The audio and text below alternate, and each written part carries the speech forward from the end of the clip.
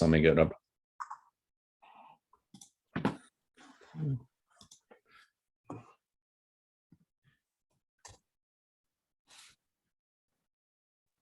Evening, everyone. How is everyone? You can flip on your cameras for just a brief moment at the start of the meeting. So we'd say hi. Hey, that includes you, Angel. Marissa, where's Giselle? Hi, Jason. Hi, everyone. Got John coming on. Just wanted to say hi. I love Angel's enthusiasm. Going What do you want me to forward. do? I'm saying hi. How about this? Toodaloo. One of the things we're instituting as we manage this virtual world is that when we're speaking, I'm asking everyone to start just coming on camera, because imagine we're in that auditorium when we're back in person, people can actually turn their attention to see who's speaking in the seat. This affords everyone an opportunity. So again, thank you. If you want to go off camera, it's fine. I'd like to begin the meeting. It is approximately 6:35. It's Angel, you've got the recording started. Hi, welcome everyone. It is February 17th, 2022. My name is Xavier Santiago. I'm the chair of Community Board 11. It is an honor to be here amongst all of us. We have our executive committee. I am joined tonight by our district manager, Angel Miscane. And in order to conduct an efficient meeting, I'm just going to lay out a few ground rules, keep it very simple. One, no one may speak until they are granted the floor. That's part of Robert's Rules of Order. CB11 members, if you have a question about board business or wish to make a motion, please raise your hand through Zoom. If you click the participants icon, the participants panel should appear and you should find the raise hand function there. If you still have a technical difficulty, you may click the chat icon to relay that technical difficulty. Members should not engage in back and forth discussion in chat. The chair will recognize the next person to speak. Next is the chat function should not be used for CB11 business or questions about agenda topics. All such remarks should be made on the record by raising your hand through Zoom. The next thing is chat. This is where chat is very useful, is that if you are having technical difficulties, or if you have stated some information, say an email, your phone number, such information can be put in the chat in that case, so people can quickly copy and paste and use that as a resource. When a member is given the floor to speak, I will identify you. You can unmute yourself so that you can speak. Please keep your questions and comments succinct and germane to the discussion at hand. And please, members of the public can register to speak when we have public sessions. This is not going to be one of those in this particular instance. But if we have a member of public attending who may have a question, if there is time, we may have the opportunity to entertain him. And with that, I'd like now for Angel to take the roll. Sure. Members, when I call your name, please answer present. Jose Altamirano.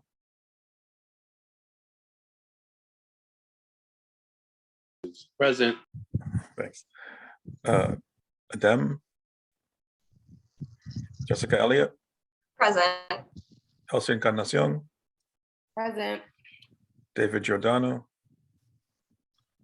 John Green. Here. Marissa Mack. Present. Giselle Malave. Present. Miguel Pava. Xavier Santiago. Present. Jason Villanueva.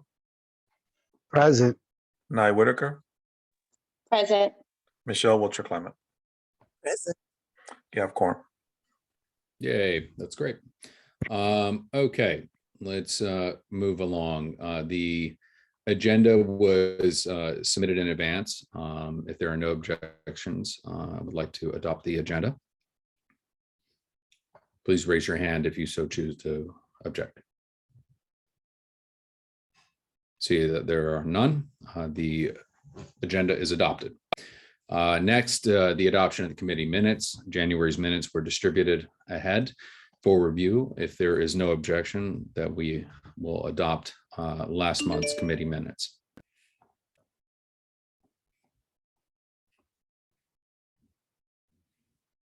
Okay, seeing there are none, January's committee minutes are officially adopted.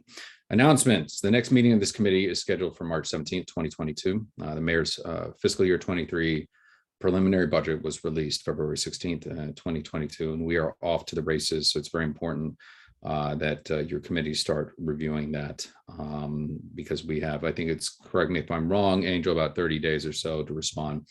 And usually they'll give us a little bit of discretion given how the calendar falls, but I implore all of you to start working on this right away. Are there any other announcements?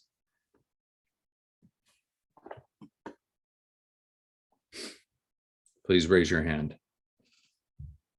Okay. Seeing there are no hands, we'll move on to informational updates. Are there any informational updates?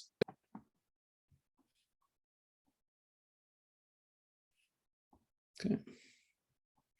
Seeing that there are no hands raised. All right, discussion, committee discussion, presentations, discussions, yay.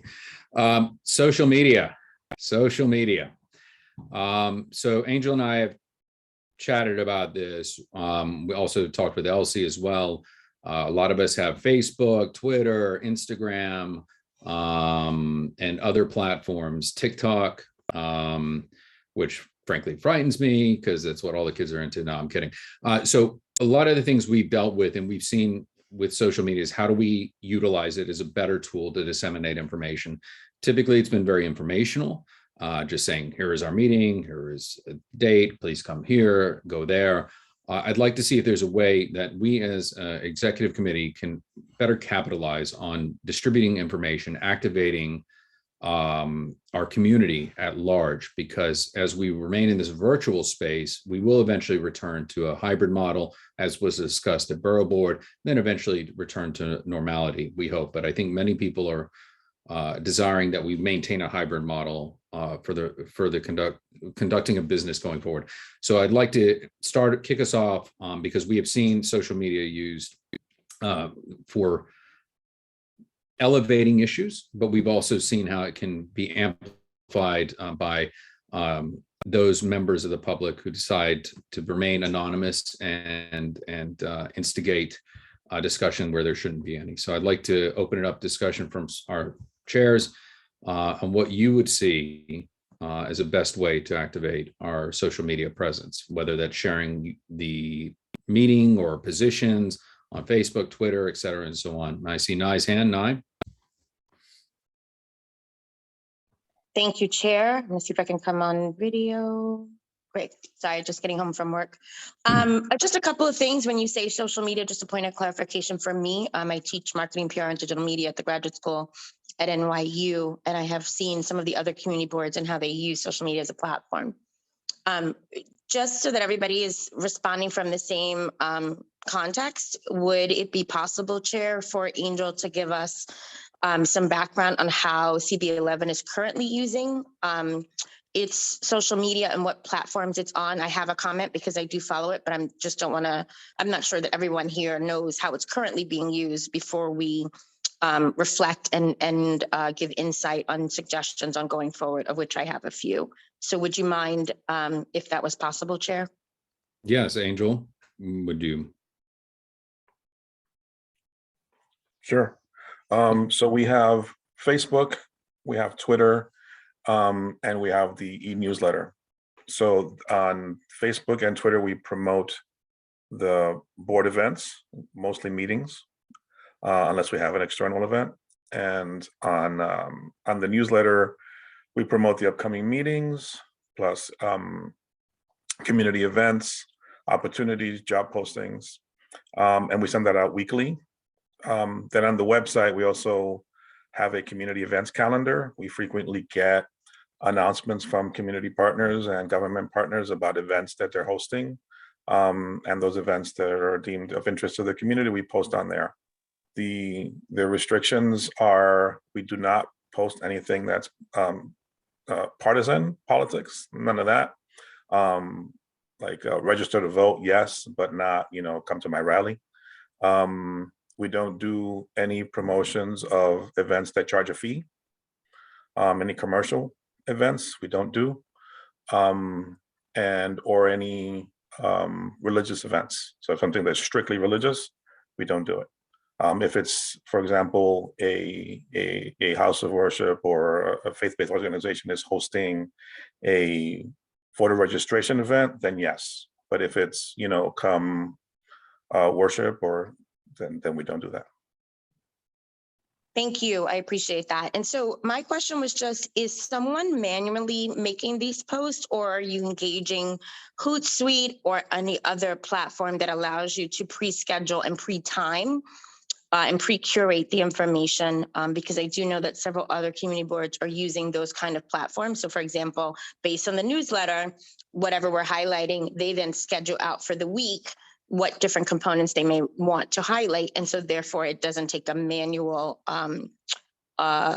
staff time to do so on a daily basis. And so I was just curious to know whether or not we've employed any of those kind of pre-scheduling social media tools where, for example, in Hootsuite, you can post one item and it will then post it to every social media platform that you may be using. No, we're doing it manually.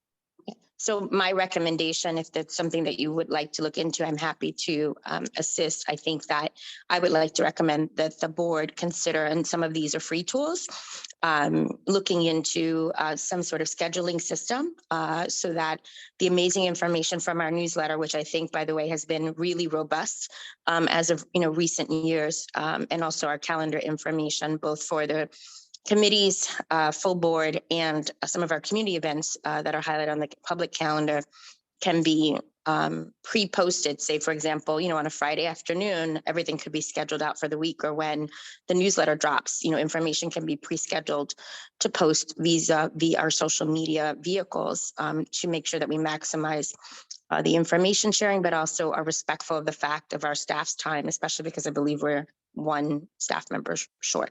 Thank you. Thank you, Naya, and I think that's a great recommendation. Hootsuite is a wonderful tool to utilize, and I'll make it easier. I know Carly was shouldering a lot of the posting when she was with us.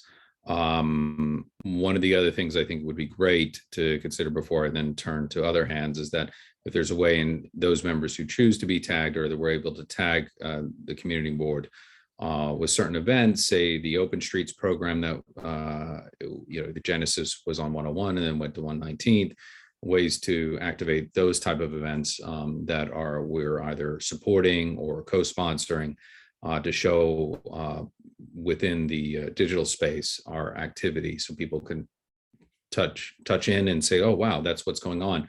A lot of people, when we did post, and I'm very thankful to Carrie with Uptown Grand Central, she would tag the community board and everyone else, exactly, cross-posting, and people would come to the events because they were following it. And that is a great way to kind of tag along and get them to follow our handles. So it's, again, about increasing our outreach. Are there any other comments or questions regarding that? Marissa? Sorry, still actually working. But one thing that we can do, I love the idea. I know that we're short staffed, so hopefully that's something that's easy to do, but it does sound very beneficial. So thank you, Nye, for mentioning that. One thing we also can do, if possible, again, realizing, the staff that we have, is with our YouTube videos, you do have the ability to tag the organizations that are presenting. And so I know that we didn't really discuss YouTube as a social media, even though that is also a platform.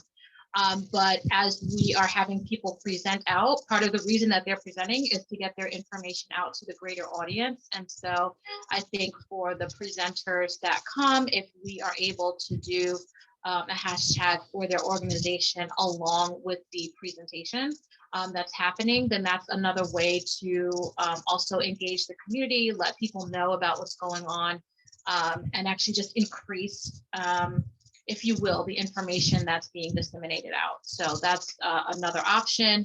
That's fairly, again, I don't want to say easy because there's so much. I know that, Angel and staff have a lot on their plate to do already, but obviously we are fully staffed and whatever that capability is, but simply tagging whoever's presenting will be a help for those organizations too. So just adding that. Great. And that's a great recommendation. Thank you, Marissa. Again, it's about increasing our reach, engaging people, getting them to show up, and again, pulling from all areas of our community and beyond our borders. Because again, that comes it coincides with commerce, awareness of housing, everything. So if there are no other questions, I'd like you to marinate on that. Think about, Marissa, you have your hand still up. Is that okay? Thank you. Think on it. We will continue this conversation, and for those who feel comfortable in engaging and tagging and things like that. But again, one thing I would caveat is that, like I educate my son, who's now, I see your hand, Jason, I'll be right with you, who is now playing Minecraft and wants to play other online games. The one thing we've been teaching him about are trolls, right? Let's be frank, those people that are going to stoke the flames and try to antagonize. So I think it's something that I'd like to discuss next month, and how we navigate this space. And you and I can have a conversation about what other boards are doing as well, and how we can engage our audience without dealing with the commentary that sometimes comes along with it that is not productive, but yet encouraging them to participate. Jason?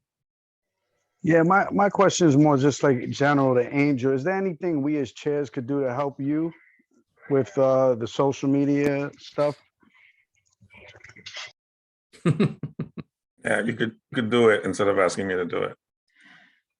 I'm being sarcastic. No, the idea that Xavier was sharing before, like if you all are at events and you want to be tagging the board to elevate the presence of the board, the existence of the board, the work of the board, I think that does a lot. The day-to-day posting of things, social media, like doing that, really well is takes work and takes time. So we've been doing what we're able to do and fitting it in within the scope of our work. But adding on to that, it poses a challenge. But if there are ways to do it without having to add on a lot of staff hours just for this purpose, then I think that's great. Any suggestions, we can look into and consider. There's no opposition to any of that. It's just, certain reluctance to take on something that, becomes another job, because then it takes away from all the other things that we're doing. But, I'm all ears for any of that stuff. I'm certainly not savvy on it. We're just trying to promote meetings. But if there are other ideas to do things that fall, that can slide into our work day or our work week, then, certainly open to that. Thank you, Jason. That's a good question. All right. With that, we will revisit this next month. And again, chairs, we and I and others who want to participate, we can have a call about it and further discuss it next month. Next is our committee discussion on board member attendance. And I'm going to pass the baton to Giselle to give us an update on her contacting everyone. And Angel, should we need to go into executive session for this or no? No, attendance records are public information. We wouldn't want to, though. I would advise, caution. If there are any questions about why someone was absent, we should be cautious about doing that. Like if we're just talking numbers, people were absent, people were excused. I know that's perfectly fine, because that is record, and we're supposed to record that in minutes. So that's perfectly okay.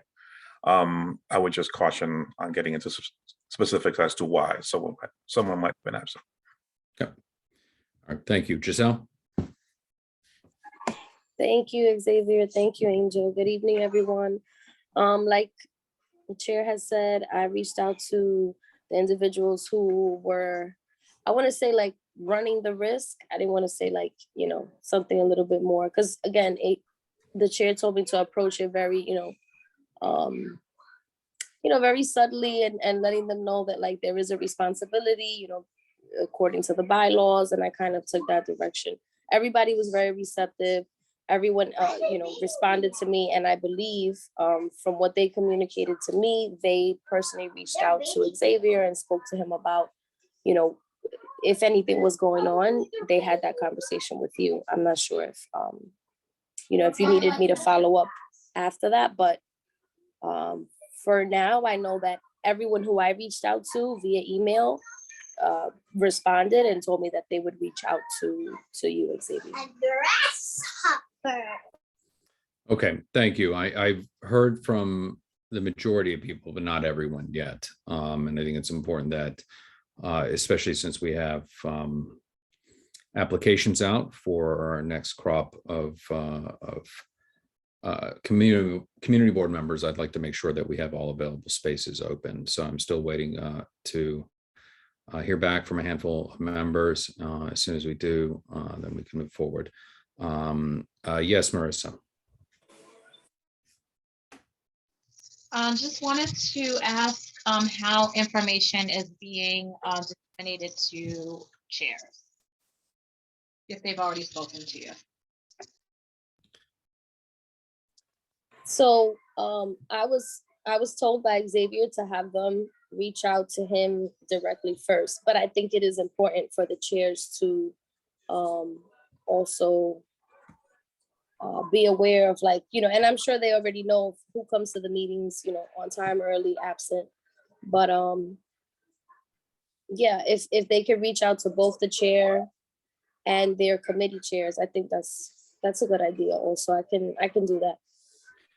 I made the recommendation when the email was sent to contact the chairs. Now, every chair has access to the attendance. There's a spreadsheet that was shared some time ago that has all of our attendance, and the chairs have access to that. And that is accessible. You can see who's attending, whether it's excused or unexcused. There were some people who were borderline, and we only took a snapshot from the beginning of session in September. That's what we took a snapshot. If we went further back, as per our bylaws, we would see potentially more people at risk. And we wanted to remind people and give people the opportunity, because our calendar has been shifting around and only solidified versus when we were in person. We would always have it on that first Monday and that second Tuesday, for example, with different meetings. But now we're finding that some days it shifts depending on when the calendar falls. There's still, again, a handful of people who I've not heard back from. I've also recommended to those who have reached out to contact your chairs. And chairs also, too, it's important, as was mentioned in the last meeting, if you're seeing someone who's absent 2 committee meetings in a row, the responsibility is to chase down and say from that person, is everything okay? Where are you? What's going on? Giving everyone, you know, since these just went out like 2 weeks ago and haven't heard back by March, I want to take committee action where we would see if people have not responded to us, and then take an official position as per our bylaws and follow that track. This, as we've seen, unfortunately, some people get caught up in life, which a few people have admitted to saying that, look, I was bereavement, which obviously we excuse, COVID, medical issue. Those are, again, communicating to your chair of your committee regularly is encouraged. So that's, again, laying down that groundwork. So by March, our executive committee meeting, I would prefer us to take a stance on those who are going to continue, or those who would prefer to pass the baton to someone else in the community who would like to participate and give up their time. Are there any other questions, comments? Yes, Jose. Talking about attendance now, right? Correct. So I understand about people that are kind of borderline. I'm borderline sometimes myself, but there were a few names I saw that just had, they just didn't attend anything or practically anything. I have Eric Alcancela, Sandy Garcia, she came back last month. Jada Heredia and Shirley Peña. Well, out of those 4, I think Sandy's trying, but the other 3, if I'm looking at the absences, I mean, they've just been completely absent from every full board meeting. Is there really a point to waiting? Why don't we just remove them and then move forward from there? So again, with giving people, if we took that position, there's then a protocol that has to be followed. that we have to see out. And in that point, as per our bylaws, it can drag on for months and months and months. Take, for example, one of our members, Jada, who had stellar attendance up until October, I believe, or September. She was at housing in September in this particular instance. And prior to that, she was attending very regularly, almost every meeting. So I think giving an opportunity for those members to respond would be worthwhile. There are some, again, that are right there and we need to raise. And a conversation was had with the borough president's office about attendance already. So that's, I would like to give people the opportunities to respond to the outreach.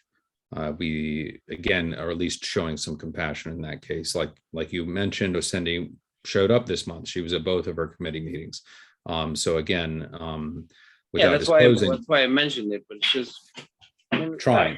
I mean, if we're reaching out and we're gonna make a decision next month, then I'm all for it.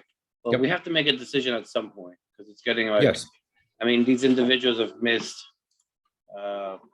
5 of the last meetings, which means, and we meet 10 times a year, which means they've missed half of the year so Mhm. far. I mean, you know, considering that we've been meeting on Zoom and it's very easy. I mean, at the last full board meeting, I was out of the country and I was able to do it. You know, so what are we gonna do when we start meeting in person? Because that will happen at some point. oh, without a doubt. So, I mean, I just want to really, you know, start thinking and not necessarily like make this an excruciatingly long process. Like, all right, I agree that we should reach out, but if next month, I mean, honestly, for these group of, they've just never been here. All right, so I guess we'll wait until next month. Thank you. Thank you for your opinion on the matter, Jose. But yes, by March, I would like a position made so that way that can be delivered to the borough president's office because they'll have completed receiving all of their applications. Nye and then Giselle. I just wanted to remind everybody, and I hear you, you know, I'm reflecting on both of the comments, but I just want to caution, as was stated at the beginning, that we shouldn't look at them as a whole and we should look at each one individually because there are different circumstances. I know, for example, EcoDev used to be on one day of the week and it switched to a different day of the week. And so for work wise, you know, that impacted me. I'm just using myself as an example, as opposed to using one of the people that we're discussing. But I just want to caution that we shouldn't group them as a whole and we should consider each individual and whatever their respective situation is on a case by case basis. Because there are items that may not be discussed in this public forum that I think are crucial to keeping our conversation in context. Right. Thank you, Nine. I appreciate you utilizing yourself as an example. Again, as noted previously, we did have the calendar shift around, so it wasn't on a consistent day as it typically was. So, Giselle. I just wanted to ask if you wanted me to do anything further in terms of reaching out in regards to attendance before full board. Any individual who has not responded to either you or myself, and we can double check who I've heard from and who you haven't, or in the chairs too. If you've heard from someone like Elsie mentioned that several people found it helpful and they've been able to show up, please let Giselle know. If you've had people suddenly attending, so we know and we're keeping tabs on that. But you and I can confer and I can let you know who I've heard from and those that we haven't heard anything that we need to follow up with them again. So, okay. Okay, thank you. Thank you. All right. Moving on to committee discussion on research policy for each committee and follow through. So this is one of the things we talked about last month. I've asked each chair to identify 1 or 2 people who could act as a research person on their committee that will help chase down and positions we have either passed, resolutions, if it's affordable housing, checking in with those developments, our rezoning, points of agreement, and from there would begin generating policy going forward. And in that way, we're navigating a clear path. And this also would rebuild our institutional knowledge So two things with this. One, I'd like to hear from each of our committee chairs who you've identified and if they have said, okay, I'll take it on. And then two, I'd like to follow up with how that's going to work with our staff going forward and how that working relationships will play out and how we all work together. So next, we'll just go down by, I see Jessica, you're first up. All right. Hi, everyone. I have identified two committee members, but I have yet to speak with them about it. But I will do that this week. I was hoping that Debbie Quinones and Michelle Wiltshire Clements would take on this responsibility. Okay. All right. Thank you, Jessica. I see next, Elsie. Same exact thing. I did identify, but I have not spoken to them yet. So yeah, I will definitely get back as soon as I have that conversation with them and let you know their name. Okay, thank you. John? Sorry, actually, I have not done that, but the thing is, I want to make sure, I want to look at the list, and because most of the people, unlike myself, basically, they work during the day, and I want to respect their schedules, and if worse comes to worse, I may have to do this. So, but I will get back to you by this time next week. Okay, thank you. Jason, you had your hand raised and Yeah, I was just thinking I would like to hear the ideas just so that because I'll give an example, right? SDN, I have all your vice chairs on my committee. And the last thing I want to do is pick a vice chair that's your vice chair that you plotting to use, because just an example, we haven't met yet this year. We're planning on it now because we have the budget, but just to give an example, and I'm in the same case, like where I'm going to speak to some people, and I definitely don't want to choose or approach anyone that you guys already have decided on or looking at. okay, thank you, Jason. Jose? I will be joining the rest, getting an incomplete on my homework. Okay, I Have some thoughts, but I have yet to speak to them. all right. Marissa?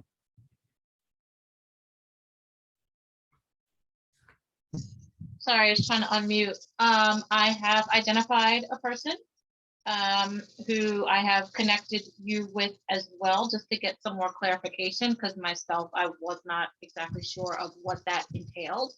And so if we could get, I guess, just a clearer bullet point of what they will be doing, I think that person would be on board.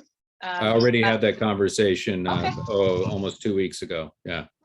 Okay, Yeah. so I didn't know that had happened, and that what was the outcome? Yep. Okay. No, and she said thank you. That's it. Oh. So follow up, give it a chase. All Okay, right. do you want to circle, if you want to copy me on the follow-up that you had, then I would know kind of like what's going on, and then we can go from there. We had a phone call. That was it. We grabbed a phone call and I kind of gave the elevator pitch and seemed okay with it, but definitely give a call to them. Okay. Nye. I believe I emailed you a couple weeks back, but we've identified from Health and Human Services, both Robin Strachan and Pastor Isaac Scott will share the responsibility for our committee. Brilliant. Thank you so much. And I'm looking forward to them digging Thank in. you. Adem?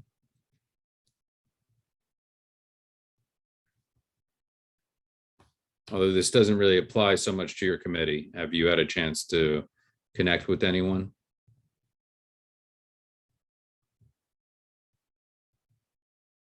Okay, he is muted.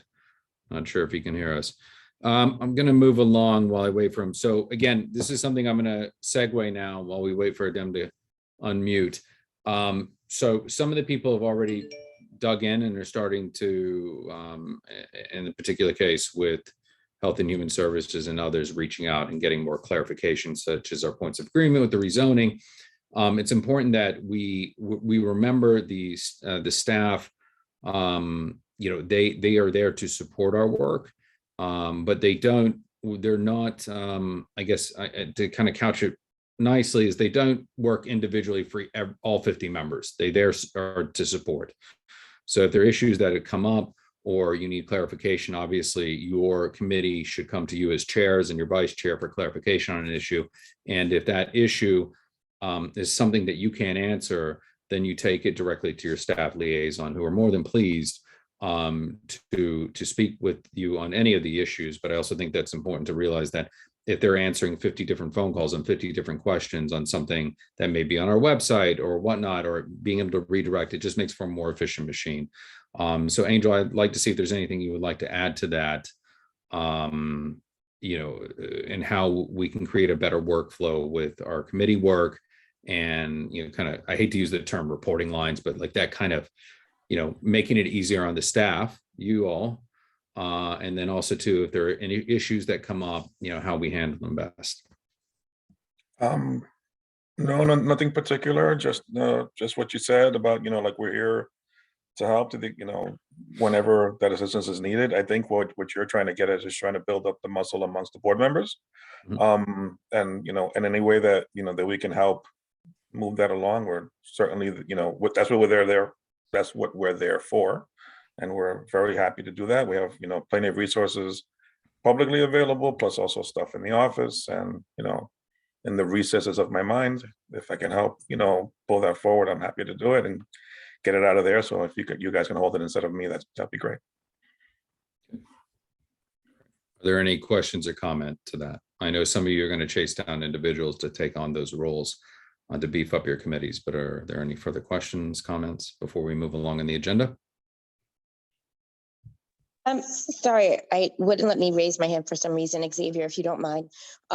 If Go ahead. you had to put a time estimate, one of the questions we had, both my people have agreed to it, but one of the questions they did have was on a weekly basis or monthly basis, how many hours do you think they should be able to allocate to this role? And I didn't know if you might have insight on that. So I gave the recommendation of the points of agreement from the rezoning as a good tome to go to and to be able to ask questions and then spring from there. And when we had our last meeting, we talked about the various impacts of how the community board and what it has done to influence and CB11, such as Costco, Sendero Verde, the rezoning and others. But there were, that is for time allocation. It's, you know, I hesitate to use the term at your leisure, but start just taking a brief read.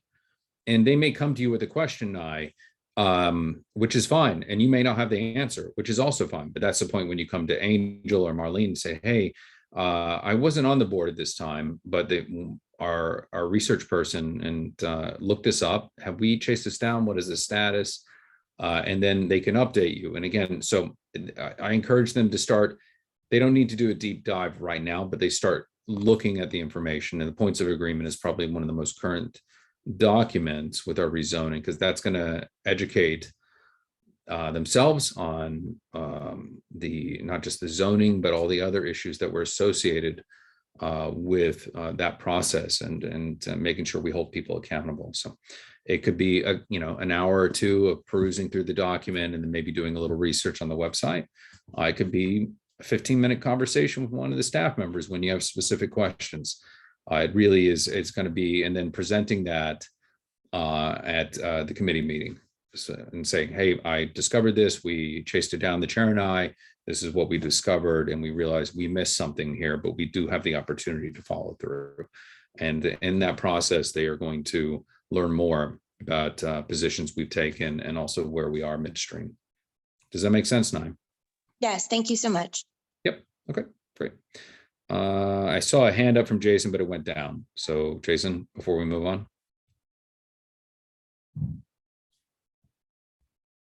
Okay. Moving on. Yeah, you answered it. Oh, okay, good. Next slide. Okay, application for revocable consent for an accessible ramp and steps in the sidewalk to provide access to the public library, 224 East 124th Street, 125th Street Library. Okay, thank you for, I believe we have some guests here to present on this, correct, Angel? Yes, Nicholas Alexiadades from Bowlers here. I'm sorry if I butchered that, buddy. No worries. Thank you all. Yes, very happy to be here and to answer any questions you might have regarding the library renovations that are taking place. Would you like me to present the plans that were submitted to the DOT just to give an idea of the scope of work? That would be helpful. Yes, please. Okay, excellent.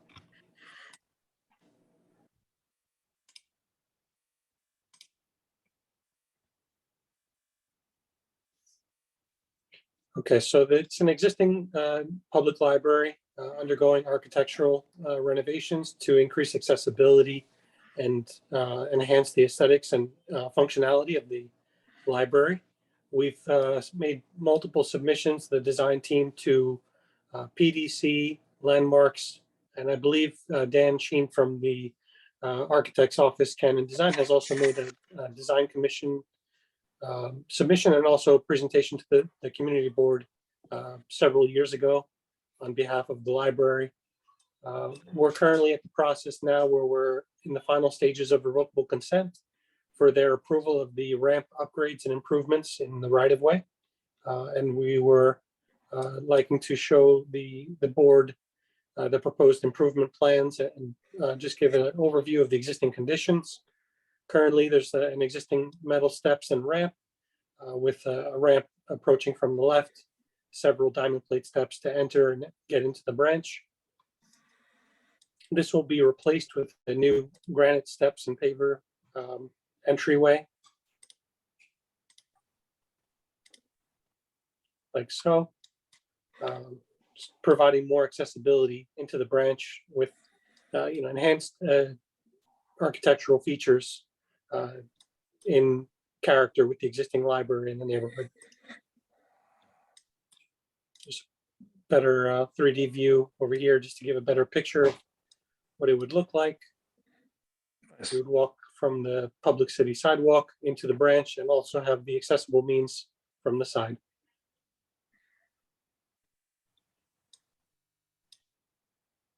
So it's a replacement card.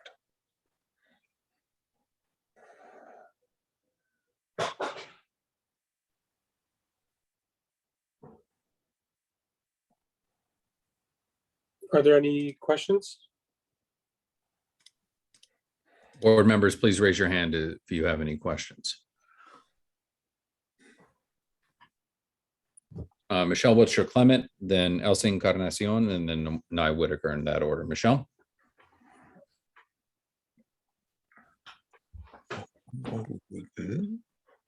You at the same time.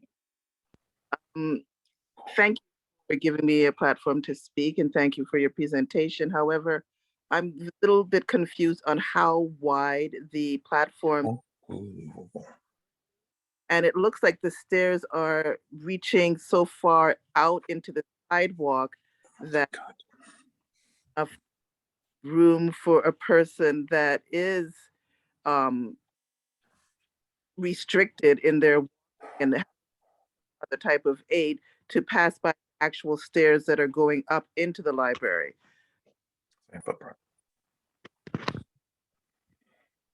The current sidewalk, we showed this is the existing plan.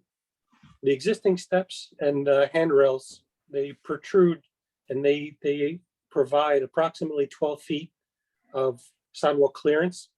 There's also an existing metal bench that's in the sidewalk that only leaves 7 feet of clearance between the bench and the stairs. Typical accessible clearance for a sidewalk is 3 feet for a pedestrian to pass through with a wheelchair. The proposed configuration proposes to remove that bench to further provide greater sidewalk width and clearance. And then the pedestrians would be able to get by the ramp and utilize the accessible entrance like so. Okay. All right, any further questions? Thank you, Michelle. Nye? Hi, thank you so much. Just 2 questions because I walk by this building almost every day. The first is on the drawing, and it could have just been part of the drawing. It seemed like there was a little lip or a step to get onto the ramp. And again, it could have just been how the drawing was made in one of your slides. And so is it there a slope or is it a step for that initial? It was that one. Yeah, the bottom left of that looked like to get on the ramp, there was some sort of step and it could have just been the drawing. Is that a slope or is that a step? Part one. And then part two, just the timing of this work, because my understanding right now is there's some construction going on that block already. And I just have to tell you, walking, it is very hard to get by on that block, in addition from the construction that's going on separate to your space, but also because of some of the trees and the roots that are starting to uplift on that block. And that's a heavily traffic block, coming off of the highway access in the main strip of 125th. So I'm just trying to understand, it looks like someone has to do a U-turn to get into the space right now. That's correct. Yes. So the ramp would be flush with the current sidewalk in the proposed configuration. This feature that you see here might just be we'll call it an aspect of the modeling that is utilized to generate this 3D picture. But I can assure you that this ramp will be flush with the adjacent sidewalk. Okay. The construction sequencing, I can't comment too much regarding that. We're not necessarily involved with the sequence of construction and how the contractor is proposing to maintain pedestrian traffic. But I can assure you they're going to obtain all the necessary DOT permits for keeping pedestrians away from this construction area and relocating them through safe means, either through the sidewalk or utilizing some sort of barrier system. Yeah, just because I know there's literally construction going on to the left of it, right? In what used to be the oldest, Black nuns organization in Harlem was right next to it. And there's some construction going on there as well. So it would be multiple constructions in the same footprint of space. And then, as I said, there's some trees that are also affected in the process. So, okay, thank you. Yep. Thank you, Nye. There's one tree in front of our property that is newly planted by the Parks Department. Yeah, because I know what happened to the last one. Yeah, didn't survive too well. But yes, there's a newly planted tree. We're going to preserve this tree. There didn't appear to be any sidewalk issues here, but this sidewalk will be reconstructed as part of the branch renovation. Okay, wonderful. Are there any further questions? That's a skinny tree. Very Yeah. Charlie Brown-esque. Yeah. Okay, I'm not seeing any more questions up. So again, we have to take a position on this, given the zoning and the laws that because of what they're. Michelle, I see your hand up again. Yes, I was just curious to find out, is the library going to be completely renovated on the inside as well, as in, will the library be closed during this time of the outside renovation? Or is there an alternate way for people to enter the building? The library will undergo a full closure due to the significant amount of work being done inside the building to enhance and upgrade the library. And will there be like a van of some sort for people that really rely on the library in order to get any research that they may need on the outside of the library? Like, like a file of some sort be established? There's a member from the architecture firm, Dan Sheen, who's a participant in this meeting. I'm not sure if he's able to comment. I think he joined as a participant. Is it possible that we can unmute him? Yeah, talking is permitted. Angel, would you mind assisting with that? Hello, can you guys hear me? We hear you, Dan. Oh, excellent. Thanks for having us. The library will be closed for just under 2 years in full renovation. So all the materials that were in there have been either relocated currently to a neighboring branch or kind of put into storage for reinstalling here. Now we know that the library strategy was to kind of help divert some of the traffic to a neighboring library branch while this has been closed. And I know that the library has a full strategy for that implemented, but unfortunately, I don't know the ins and outs of that plan, but it is to kind of divert the traffic to a neighboring branch. Okay. Thank you. I hope that answers your question, Michelle. We've been advocating for all of our libraries for years and years with our budget requests. So Elsie. You're okay. Hey, yeah, sorry. Takes forever to do that thing. So actually, if there were no more questions, I wanted to make a motion for the approval, but I wanted to make sure there were no more questions before I did that. And if not, then I will do that. Yeah, I'm not seeing any other questions. If you wouldn't mind sharing the presentation with Angel, we'd appreciate it. And I think this was part of it was emailed over. I just trying to pull up everything. Dealing with two different machines. Bear with me. Yeah, they did. Angel. Yeah, Angel did send this out to all of us, Nye. So we have it. I'm looking at it right now. It was sent to all of us prior to the meeting. So yes, you would like to make a motion. Elsie, please state your motion. Yes, I would like to make a motion to approve the application for the revocable consent for the accessible ramp. Let me get the rest of the wording. And steps in the sidewalk to provide access to the public library at 224 East 124th Street. Okay, thank you. Is there, now I see your hand up. Is that the second? Sorry, Chair, it was just a point of clarification. I probably just glanced very quickly. I was asking, did the information they send over include, just following up on the other question our colleague asked, what the plan is on the hours or services and which is the neighboring library that things will be moved to? Because that is the only library here without going to the west side or going all the way to 110. So I was asking if that plan of how these services will be replaced in the community was part of the presentation. And if not, could that be shared as a follow-up? Okay, thank you for clarifying. No, that's not part of the presentation. This is for a revocable consent. Dan, would you mind chasing down that information and getting it distributed to the board, please? I could look for it. I do want to mention that the renovation for the library that was presented about 2 years ago to the group. What we are presenting now is really focused on the ramp itself for the revocable consent. But yeah, we will look for we will have the New York Public Library provide some backup. Okay, that would be very helpful. Thank you. Jose, you had your hand up. I just wanted a second. Okay, second. I have a motion on the floor. Beverly, if you can hold on, I have a motion. Do you have a question? Because I have to call the roll now. You're muted.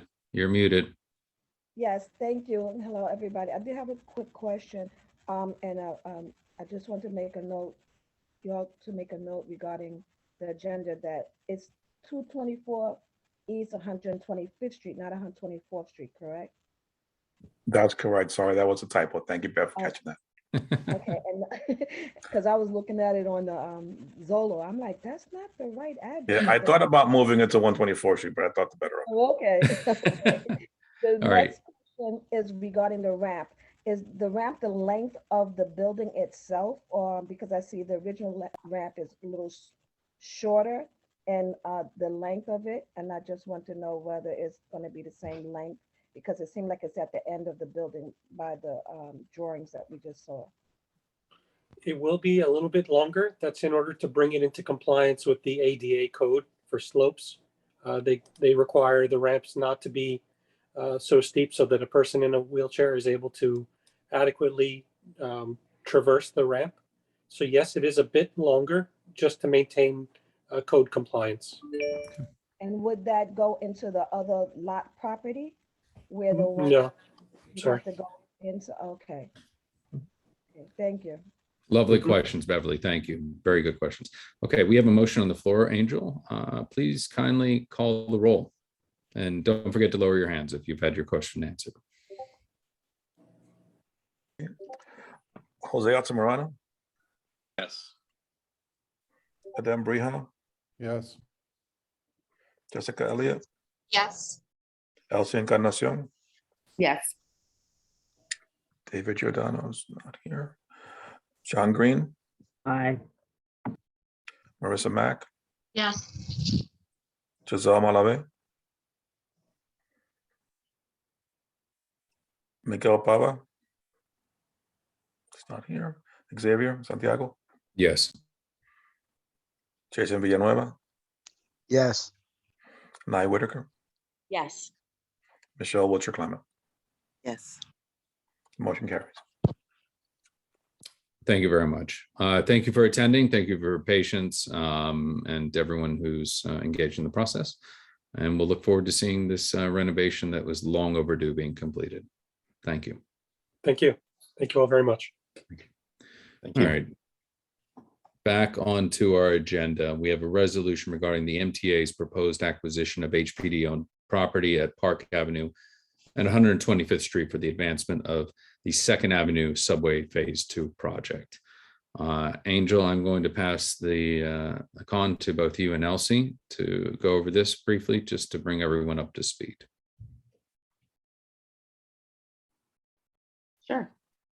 And you want to go first? You want me to go first? No, you're the boss. Okay, so I'll give you some context, and then Angel can fill in any of the blanks or any of the things that need more context. So our committee, the Land Use Committee, met back in January, where we had a presentation from the MTA in regards to the Second Avenue Subway. It was like an update presentation on where they were. It was pretty detailed, and there was also a piece of that presentation that spoke about the HPD lots that are on 124th Street and Park Avenue, and having those lots be transferred over to the MTA.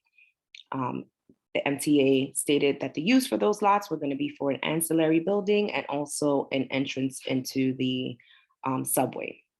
And so that presentation was had. We heard that presentation. After the presentation, it was made, and again, and you'll have to fill in how you got that information, Angel, but we were made aware that while this is not a ULURP process, and so we were not accustomed to it falling into the ULURP timeline, there was a clock that had started ticking from the time of that presentation for our committee to give a response as it regards to the 125th Street HPD buildings. So we were unaware of that, and we were unaware of that timeline, and those were subsequently conversations that Angel had with the MTA, with people from the City Council office, a number of people, and a number of conversations that Angel had to kind of dig for this information. And so at our February meeting, we decided as a committee, what also came out in those conversations were that, which was also not presented to us, was that there were also lots adjacent to that area that were owned by Durst, and they were also going to be sold as part of this project to the MTA. And so that leaves a space of, and this is an unofficial number, but about a quarter of a block that is going to be now inhabited by the MTA for this ancillary building and for the entrance into the subway. As of right now, those are the only two things that they have told us that are in their plans for that space.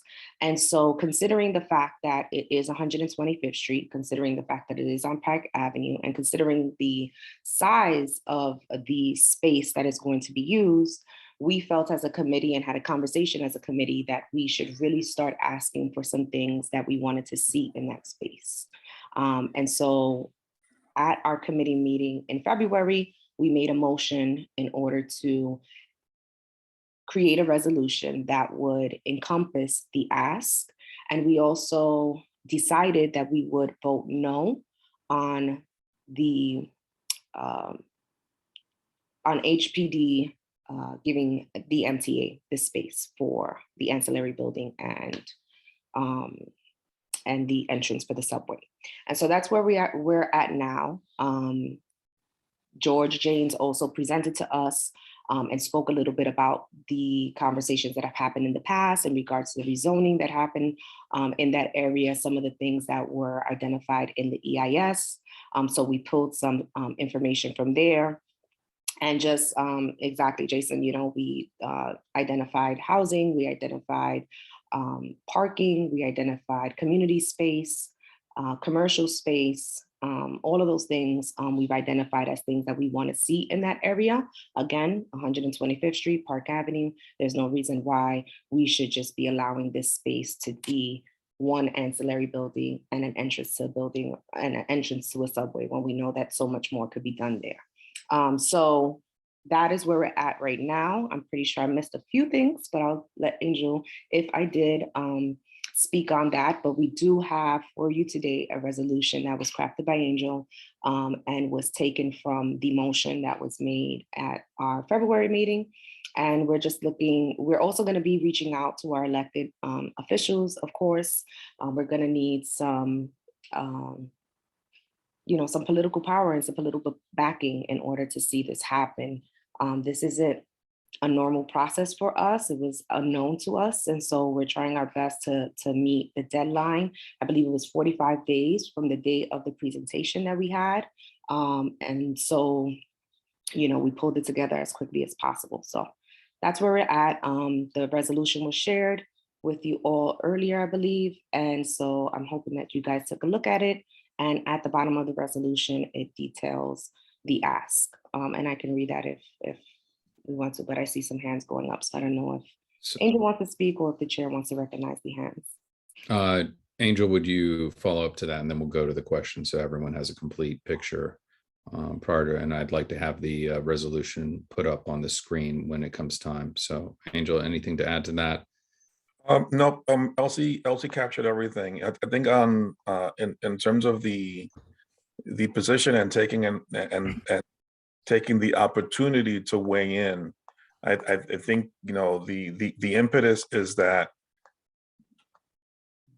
barring any concrete knowledge of what the development plans are on that site, other than the subway entrance and the ancillary structure, which are no small thing, but still, given the existing zoning there, even though on a purchase like this, the zoning doesn't apply, but still, what we're familiar with and what we've been advocating for is that zoning, and there's an opportunity presented by that zoning that would be lost, without the, let me restate that. There's an opportunity there that we shouldn't lose without commenting, saying, look, these are our priorities. These have been our priorities. And, as far as we're concerned, this is what we believe should happen here, because we've advocated for this kind of development at this location. And, we've laid out the reasons why we've advocated for that kind of development, because, we do want to bring, active commercial, activity to 125th East 125th Street, to Park Avenue.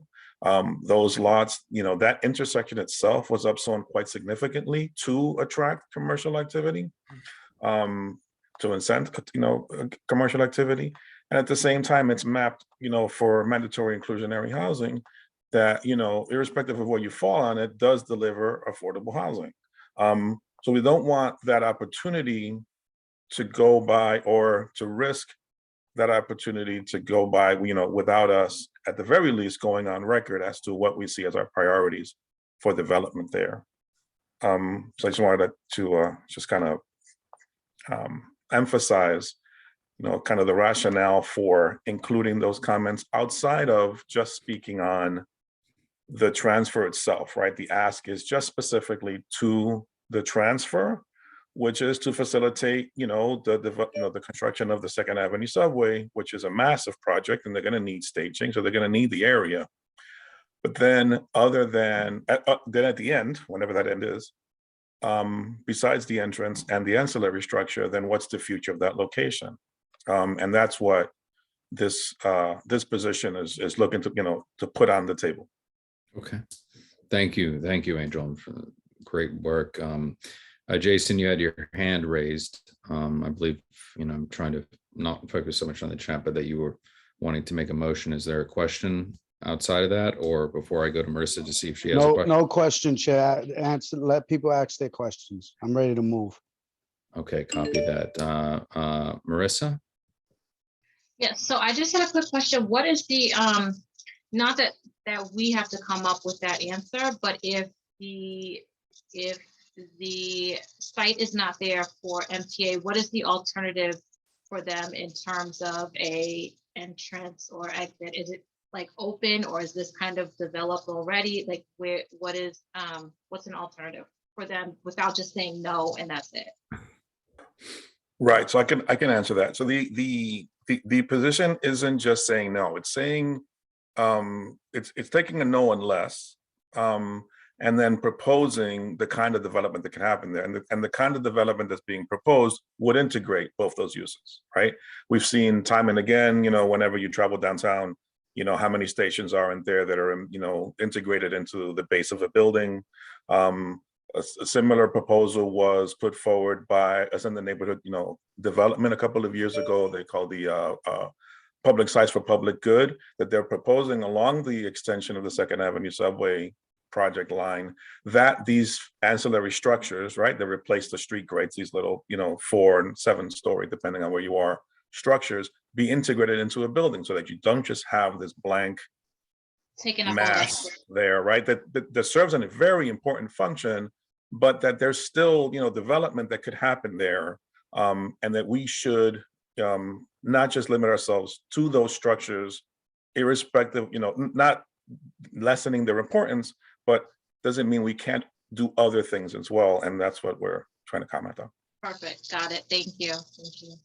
Thanks so much. Thank you, Marissa. Great question. Beverly, you had your hand raised. Yes, in regards to the Durst properties, what I did was go to Zola to just see what that whole area looks like, and how I found it very useful to see it on a tax map of the lots. So my thing is that I'm kind of concerned for the future, like, we making these bids so we can have something there.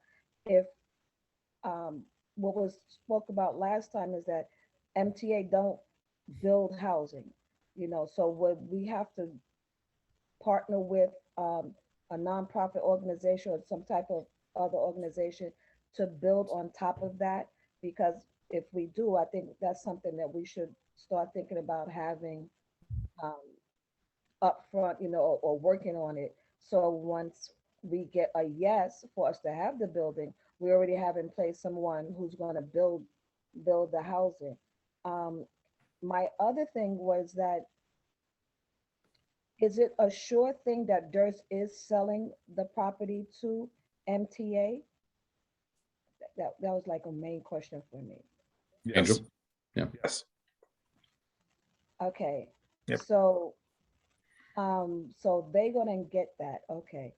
I was also thinking that if MTA did not want to do the building for housing above it, if we had another option to use those lots that the city has for housing. But I know it's a process. I think I meant to ask George this. Is it any way that we can move or switch the lot lines where we can move the city lots, the same space, but move it to a corner? And, just something to have a backup plan in case MTA say, no, they don't want to do any housing over there, and just leave it as what they're going to use it as. That might be another option, to just move the lots around. I've known people have done that to switch lots to make sure one property become joined together because you have a something that's blocking it, like one lot blocking another lot. And so they just switch lots or change the lot lines so they can have a more uniform lot without something interrupting it in the middle. So I would just want to put that out there for another option, just in case MTA say, no, we don't want to build any houses on top of their structure once they get everything. Angel, would you like to respond to that, or Elsie? No, I mean, thank you, Beverly. I won't have a no to that like this.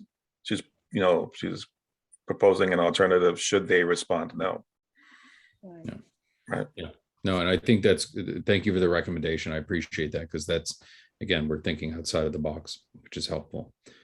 And again, whether you're merging lots or shifting the lots around the lot lines, I think it's us being aware so we know how to pivot in advance.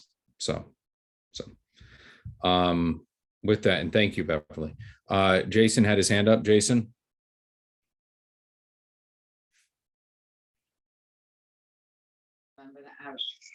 Motion to support the committee's recommendation.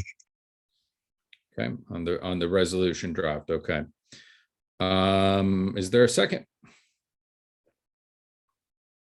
Second, Adem. Right, Adem Briham and Angel, shall we have this read into the record, or can you just slowly scroll through on to the screen, please?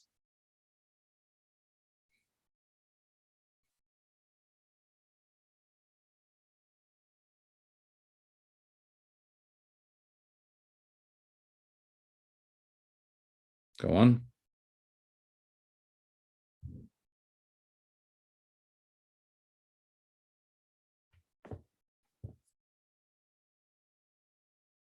Carry on. Next paragraph.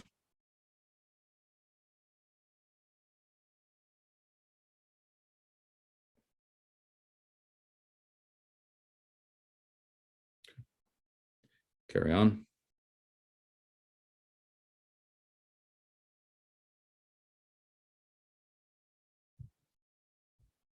Carry on.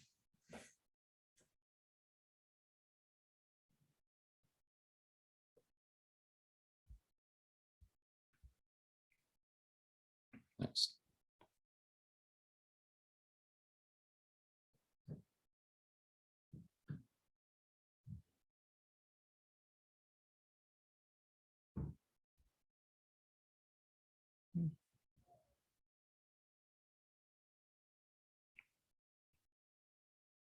Last page.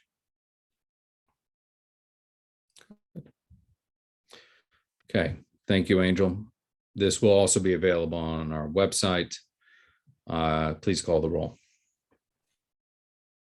Jose Altamirano, Yes. Adem Brija, Yes. Jessica Elliott, Yes. Elsie Encarnacion, Yes. David Giordano, not here, John Green, Aye. Marissa Mack, Yes. Giselle Malave, Yes. Miguel Pavas, not here, Xavier Santiago, Yes. Jason Villanueva, Yes. I Whitaker. Aye. Go. Aye. Yes. There you go. Can you hear me? Okay. Yeah, I got you there. Michelle, what's your comment? Yes. Motion carries. Thank you very much. Last order of business, we have Gregory Alexander Brown Jr. doing business as the Guthrie Inn, renewal application for a full liquor license number 1319122 for a restaurant located at 1259 Park Avenue, New York 10029 97th Street. They are here before us tonight. Adem, if you would please catch us up as to why this has been punted, I guess I could say. Because you got your Patriots shirt on. Well, I was gonna say, if Angel, my head's all over the place, so if I need help, don't take my sweatshirt against me, okay? Don't hold it against me. Okay, okay, so yeah, this should have been, they did come to the LMP meeting. It should have been a straightforward renewal. They did have some 311s, so they're attendant, usually with renewals, if there are no 311s, we don't require the applicants to attend if they have all their documents. They did have some 311s, but the committee didn't find those to be much of an issue because if anybody's familiar with the Guthrie Inn, I believe it's, I would not show that hat off, but okay. Always. Angel, I'm correct. It's Earl's. I believe it's Earl's. It shares like that same kind of storefront with the Guthrie Inn. And then, there's like 2 or 3 of them there. yeah, and then we actually had Jules Feynman. I don't know if everybody here is familiar with him, but I believe he's part of a tenant organization right there. So he's very active. He always comes when those renewals come up, whatever. And he was comfortable with the situation there with the 311s. They felt that it's possible that more of those calls might have been for Earl's. There's no factual evidence there, but they attested to the fact that loud music and stuff usually seems to come from the other location. So the committee found that to be a sufficient response to that. So to the issue at hand, the applicant was supposed to, I believe, submit their 30-day notice on like January 1st of 2022. They, I guess, forgot or whatever, so they submitted it on January 20th. At the meeting, the applicant said that he had spoken to somebody at SLA, and SLA had advised him that he could ask the board if we could backdate the 30-day notice to January 1st. I was not aware if this could be done. I actually thought it was most likely that it could not be done. Most on the committee seemed to feel that way, but nobody knew for certain. So what we did as a committee was we made a conditional motion to approve, pending that we get in writing from the SLA that they are okay with that. And we asked Marlene to reach out to the SLA and get that answer. Marlene reached out, if I'm correct, and the SLA said that no, that is not their procedure. They do not backdate applications. So the condition wasn't met. They weren't approved. In the meantime, the whole reason for this, I guess, is because by them submitting the 30-day notice on January 20th, they haven't been able to serve liquor in this like interim period. And if I'm slightly familiar with the location, I believe they do rely heavily on their alcohol sales, and just with, you know, everything going on with COVID and whatever, I thought if possible, within the rules and regulations of the board and SLA, if there was any way we could help this applicant to possibly, you know, get it a few days sooner or whatever. And Angel proposed to me that we could vote on this at executive rather than full board, you know, giving them maybe a 4 or 5 days, whatever it is, Tuesday, now it's Thursday instead. So what we would be voting on tonight, if I'm correct, is the application as originally submitted with the 30-day notice from January 20th. And if I'm also correct, I don't think we have to do this tonight. We will deny the motion from licenses and permits at full board, but I will defer to Angel on how that's done. If anyone has any questions, I think I can answer them. Procedurally, I'm not always 100% sure. Okay. So I'll help you out. The motion from committee, since it was conditional and the condition wasn't met, that's moot. Okay. So like you said, yes, tonight you're just voting on the original request, which is to renew their liquor license. Right. Right. Thank you for explaining that. And for a matter of process, we do act on behalf of the board. So we can, just like in summers and times we're in a recess, we can take a position. It has to be ratified in the next full board meeting, which is why we prefer everything to come from committee first. Thank you for explaining what has happened. We did lose many businesses over the past 2 years.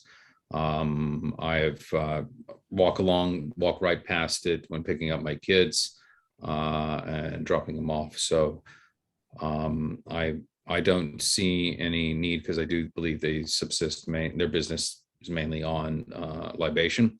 So, you know, cocktails and what have you. So I will entertain, if there are no questions, a motion to approve the renewal. Elsie, you have a question? You are muted. Of course I was. I was just gonna do the motion to approve. Okay.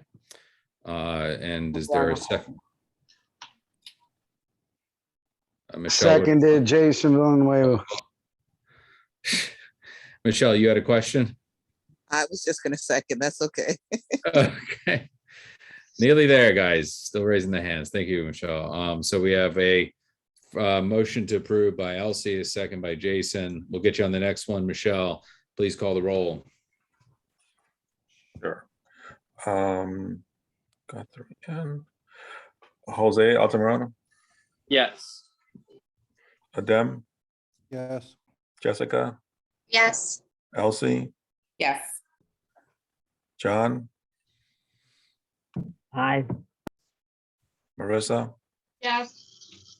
Giselle, Yes. Xavier, Yes. Jason, Yes. Nye, Yes. and Michelle. Yes. Motion carries. Thank you very much. That concludes our presentations and discussions this evening. Next slide, please, for our old business, new business. All right. Do we have any new business before the board? The executive committee, Nye, you have your hand raised. I'm sorry, Chair. It's actually may not classify as new business. I just had trouble logging on at the beginning for an announcement.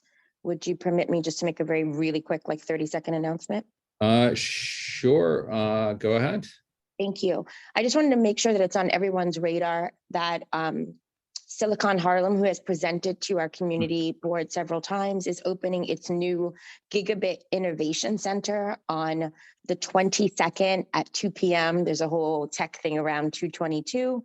Many of the electeds will be there, but this new center will focus on tech workforce development, education, both for our young people and the underemployed. And it will be located in West Harlem, but of course will also service East Harlem. And so if anybody's interested, you can just go to Silicon Harlem's website to sign up to attend. But I think it would be great for East Harlem to support and also be able to create a partnership with them, as I know our Economic Development Cultural Tourism Chair is working on.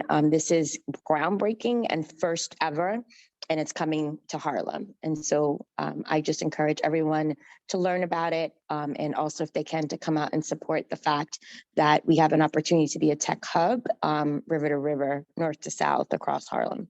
Thank you. Thank you, Nye. It's great to see that happening. So with that, do we have any other new business? Seeing no hands raised. Angel, please call the roll. Oh, we don't have any old business, so please call the roll. Sure. Sorry about that. I had the slides backwards. Roll call to Jose. Dem. Here. Present. Sorry about that. That's all right. Jessica, Present. Elsie, Present. John, Out. Marissa, Present. Giselle, Present. Xavier, Present. Jason, Present. Nye, Present. Michelle. Present. You have quorum. Great. Thank you, everyone, for a productive meeting. Please get me your policy people, research and policy people, so we can move forward. Nye, anyone else who wants to engage with the social media, let's connect, shoot a round robin email. Let's get to task so we can bring that back up, and we will deal with the attendance next month as well. Please chase down those people you've not seen. Angel, no, we're done. Too bad. Go ahead. I control the recording. So Go for it. Michelle was asking earlier about the NYPL thing. So Yeah. we had an update by NYPL about the renovation of the 125th Street Library at the December meeting of Economic Development. So if you go on the website, just click on the December meeting. I think it was the 15th of December.